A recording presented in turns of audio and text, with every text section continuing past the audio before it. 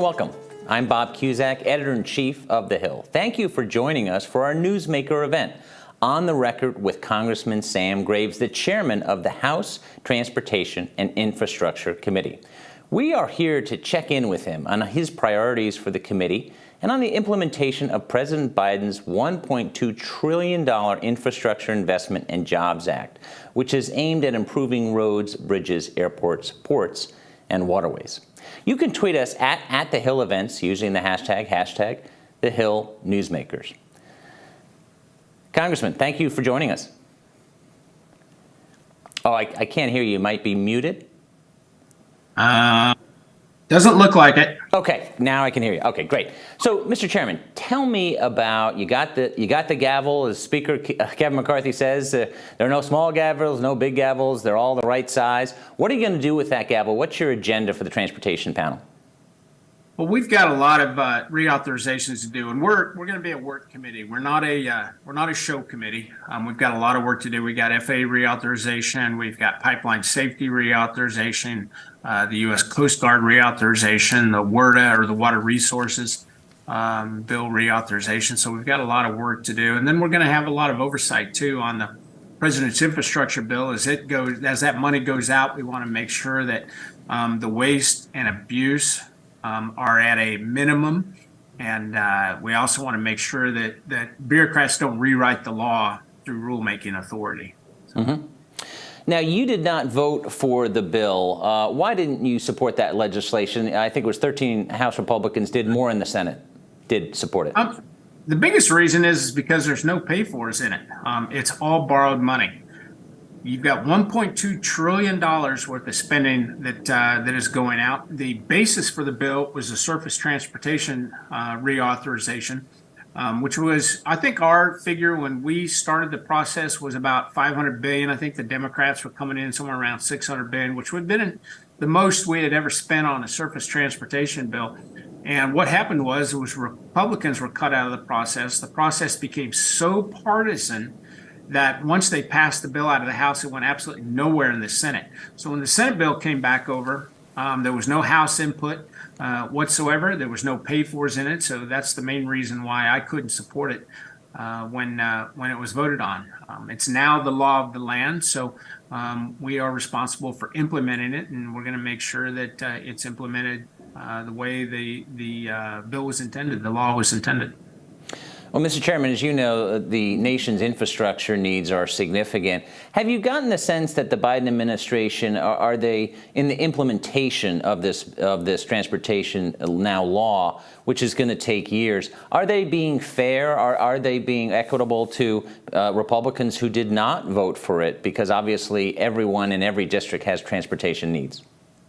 Well, it's hard to tell at this point because such a small amount of the money has actually gone out. But that is one of the things that we're going to be watching in oversight and making sure that it is fairly distributed throughout the country and it isn't focused on one district over another. We also want to make sure that it goes to traditional infrastructure, not Green New Deal priorities or things that don't do anything to, for instance, fix the supply chain or make, as another, for instance, make our ports more efficient. We want to make sure that that this is going to make sure that happens and not just green New Deals, green priorities. Sure, and do you want to pull back some of those provisions? Some Republicans have said we need to cut the budget, we need to cut woke priorities. Would that be some of the provisions in the transportation law? Well, that's something that we're obviously looking at. And again, this is all borrowed money. There is absolutely no pay-fors in this bill, and that's what's unfortunate is that they completely departed from what we've always done in the past was surface transportation reauthorization, and that is depending on the Highway Trust Fund, which is paid for by our fuel tax dollars. And they departed from that, so they're borrowing money from general revenue and to pay for these things. And so there may need to be some paring back and restructuring those priorities, making sure that they are going to traditional infrastructure. And again, one of the problems is that inflation is so out of control. In fact, in the construction world, we're seeing somewhere in the neighborhood of 25, 26% inflation. which means the money is going to go, going to do even less. It's going to go not as far as what was originally intended when it comes to that traditional infrastructure. So we want to be very careful with the spending and make sure it is going to to make our system more efficient.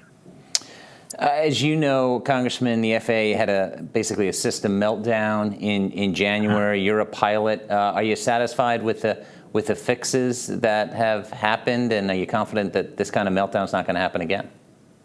Well, I'm not necessarily confident of that. It's a classic government-run software system, which if you've ever tried to navigate any of the government systems, they are extraordinarily not user-friendly in many cases. But they've been in the process of overhauling that system for some time now, and they say it's going to take several years to get that done overall.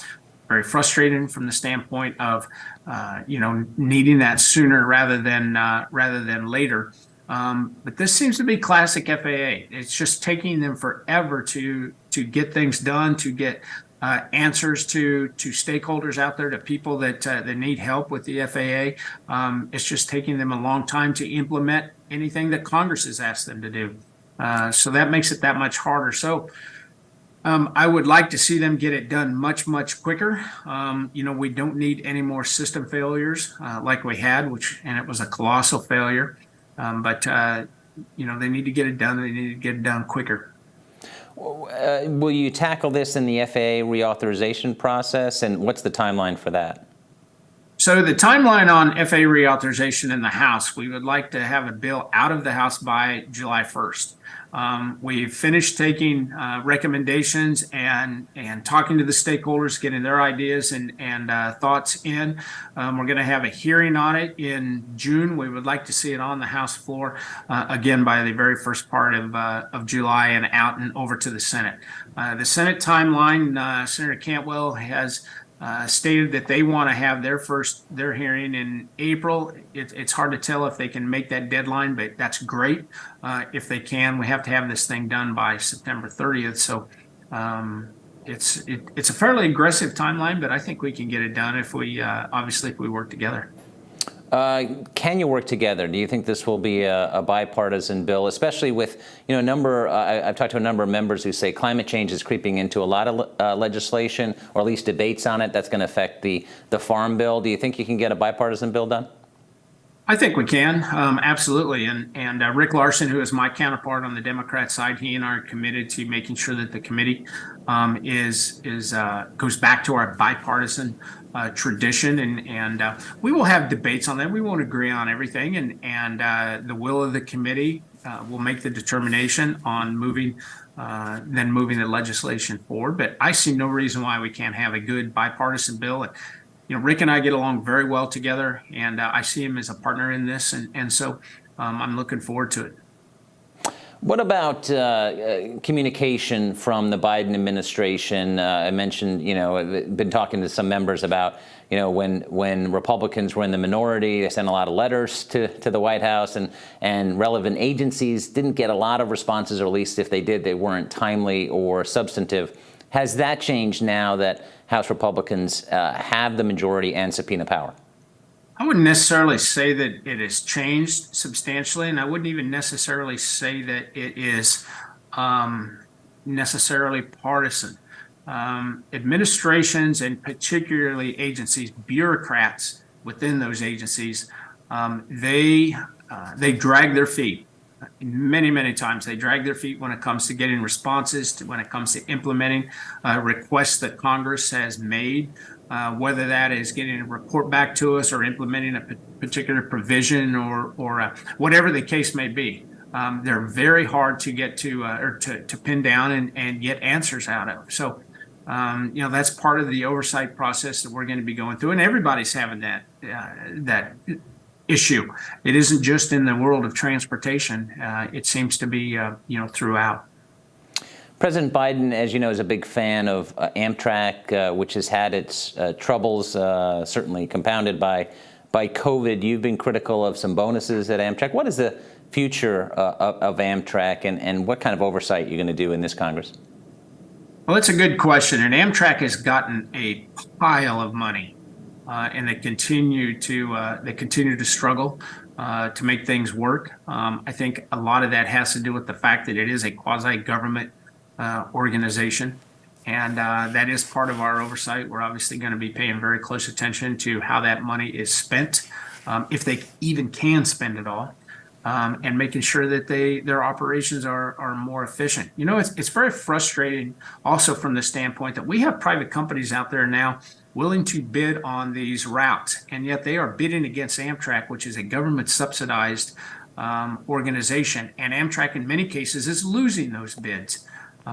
So that's fascinating that a private company can still do it cheaper and in many cases better than Amtrak can. Yet the taxpayers are paying that bill. You know, when Amtrak was first conceived or first created, there weren't any private companies that wanted to bid on those routes. That's the reason for Amtrak, and so.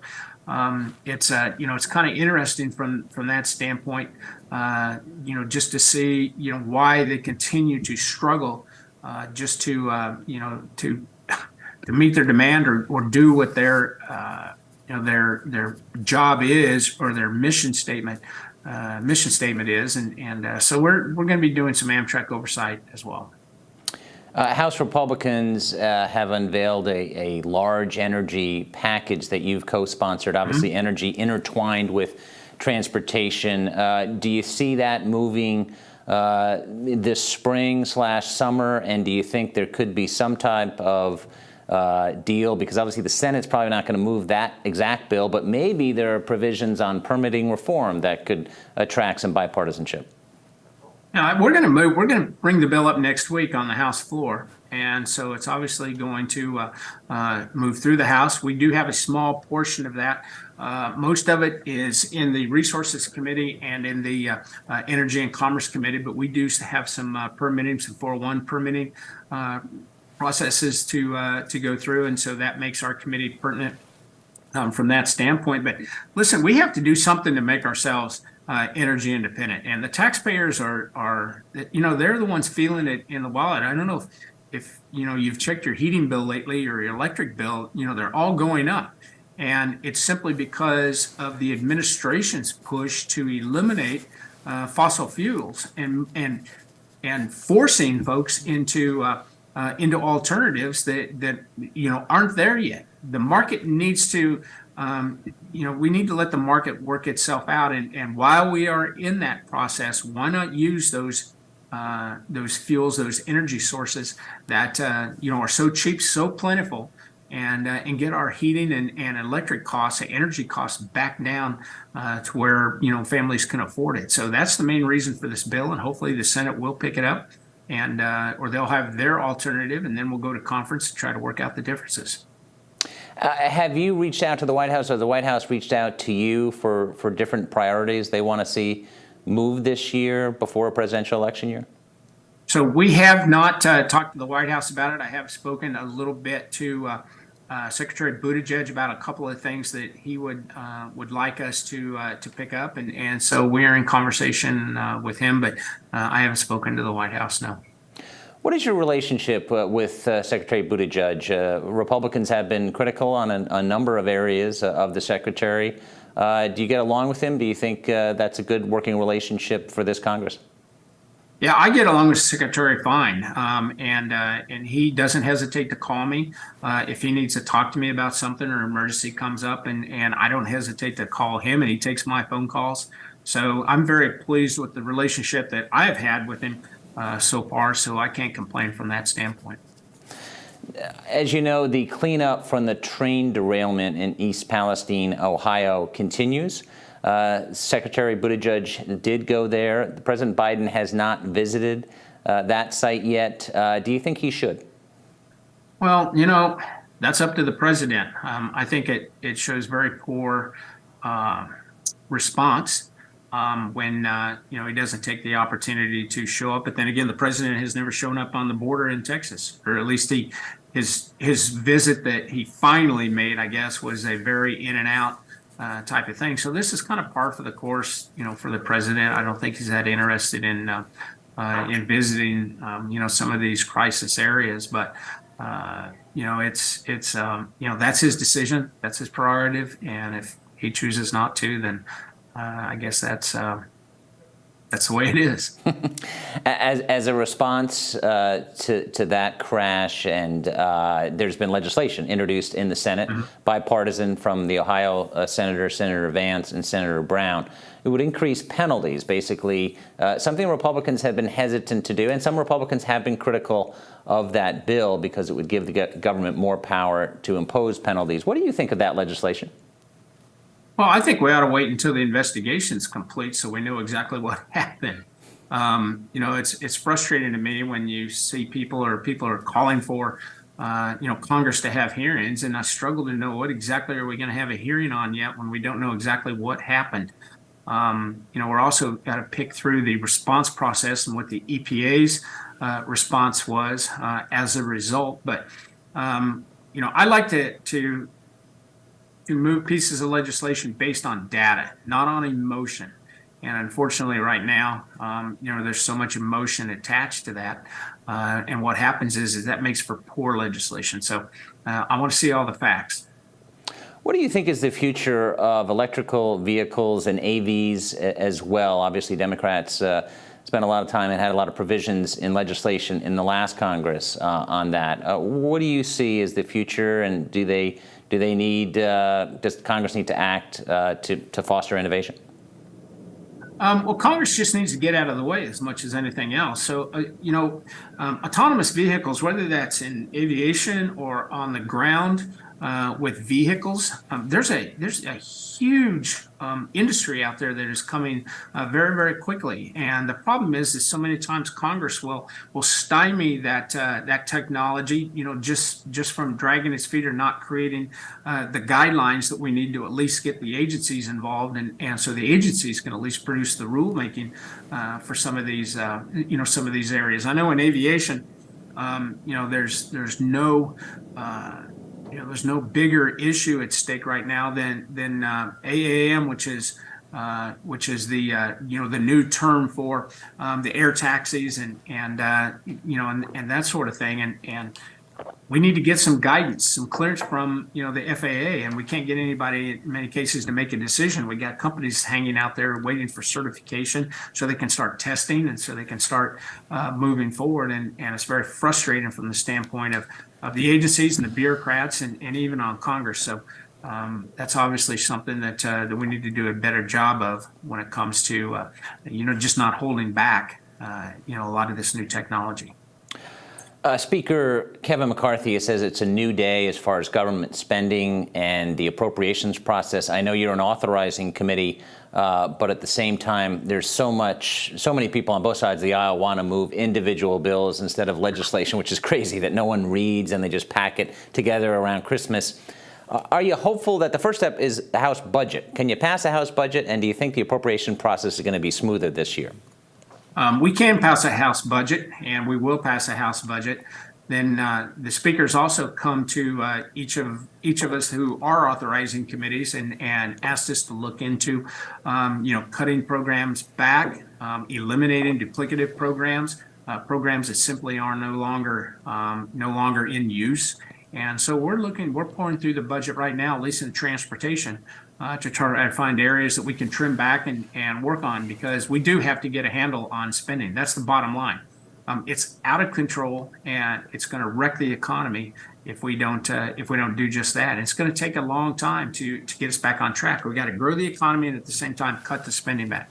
So that's exactly what we're doing, and I think the budget will reflect a lot of that. Chairman Graves, thank you for joining us. You got a big agenda, and I appreciate you. We talked a lot about a lot of topics, and good luck this year in pursuing your agenda. Thank you. Thank you very much. Appreciate it. And that brings us to the end of our program. A big thank you to House Transportation and Infrastructure Chairman Sam Graves, and to all of you for watching. For those of you who missed any of the conversations this afternoon, we'll have video up from this event on our website, thehill.com, shortly. I'm Bob Cusack. Hope you enjoyed this program, and have a great rest of your day.